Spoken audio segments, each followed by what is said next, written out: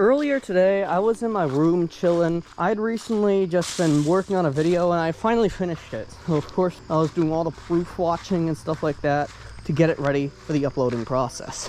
And eventually, while I had finished, I clicked the export buttons. But how does this have important to what I'm about to say? Well, it's what I heard, not what I saw. Because I heard a loud squawking noise that sounds oddly like chickens. And obviously that sound always triggers my fight or flight response. I don't know what it is about that sound, but I came running out that front door, running down those stairs, and I see this 25-pound bobcat in the yard, no chicken in his mouth, just running.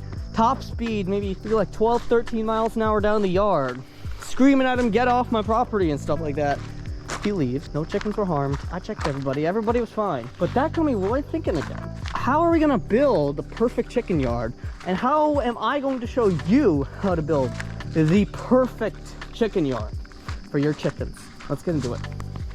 First things first, this electric fence really isn't the greatest. Like, sure, it was really high quality when it was brand new and we used it for a pet flock. The only issue that I really have with this fence here, though, is the fact that these holes are literally chewed in here by the raccoons, so the chickens can just easily escape it. Not to mention that it barely takes anything to knock it down. I can easily go over this like that, and now I'm in the yard. But look at these weeds.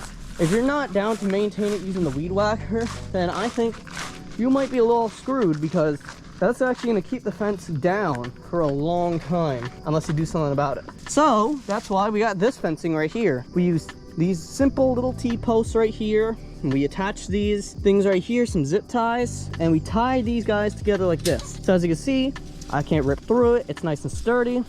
It's about maybe, what, 54 inches tall maybe? Or 54, around 4.5 feet tall. So pretty tall. Well, not really that tall, but tall enough that I just get my shirt caught on this. Of course I did. This is a brand new shirt too.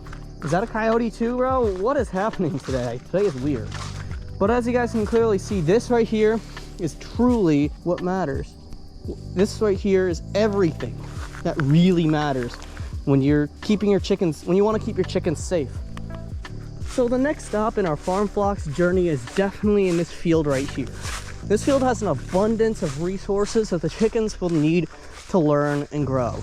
I want to build a fence somewhere around, like right around here. The only issue is that coyotes love lurking in this really tall grass here. And by really tall, I mean this grass is like 9 inches tall. But when it was a lot taller, it was really easy for the coyotes to sneak up in here, take a couple chickens and leave. Have some nice KFC for a couple days maybe. But yeah, we really need to get them into an area that's specifically meant for them to grow. And what I really want to do here is make the fence a bit taller. I think 54 inches isn't nearly enough, because a couple weeks ago, I'm gonna tell a story real quick. Right before we went down to Greenwich to go visit some family a couple weeks ago, we actually had our chickens attacked the day before, and we lost 2 chickens right in front of my eyes. And here's the thing, I wasn't like in the home working on, I wasn't in my studio cooking up a video. No, I was outside on this hammock just chilling, and this animal, I couldn't tell what it was either a coyote or bobcat, came in, killed a gray chick, and then while it was down there found a black copper mare and just took it. However, it left it there like always, because bobcats only take the highest quality stuff, I guess. They just want the KFC and then they dip. So they basically just dipped with that gray chicken and left the black chicken there. That was quite unfortunate.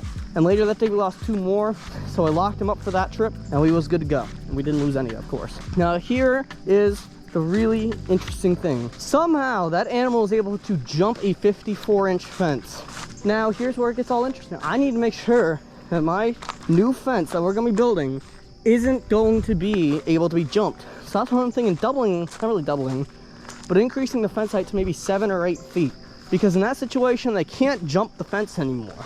So that's why I'm also thinking, maybe dig a little fence underground too, to help keep them from digging under there. Doesn't even have to be that deep. I'm thinking just like 8 or 9 inches deep will do the trick to help stop like a fox or something from digging under there. So as you guys might have seen in some bigger YouTubers videos, I watched this YouTuber who tried to hunt down a fox, Kendall Gray if you're wondering, and the fox was able to dig underneath the fence to go in and take his chickens.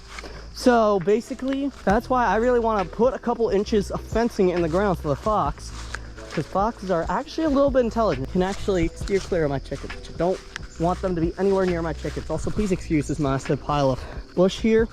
You might have saw what happened a couple days ago though.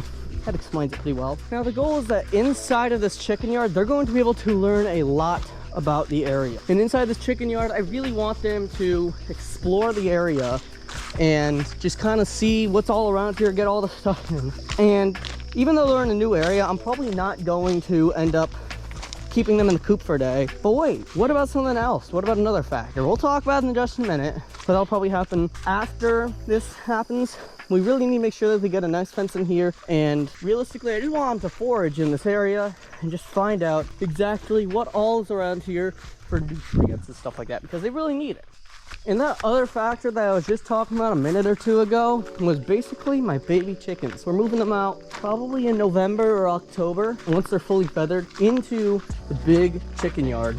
That way they can help get all the nutrients that they need. I'm gonna turn on the light so you can actually see.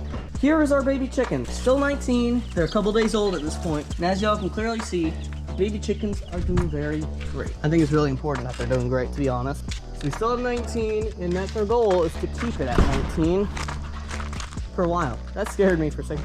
What is that? I thought that was a chicken, but it's just the door closing. You never really know with chickens, man.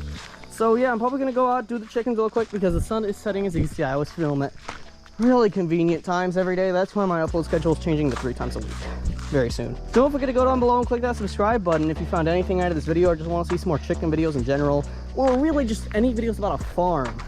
Want to learn what life is like on a farm? Click the subscribe button. If you want to see more chicken videos, I got you, bro. There's a playlist on the screen right now with all of my chicken videos from 2021 all the way down to 2024. I modified it recently, so I removed all the bad videos from it. I deleted those videos from existence. Well, they're not deleted, they're privated, but we don't talk about those videos, so it's modified just for you. I'll see you there, guys. Don't forget to subscribe. Did I forget to say that? We're trying to reach 10K by the end of the year.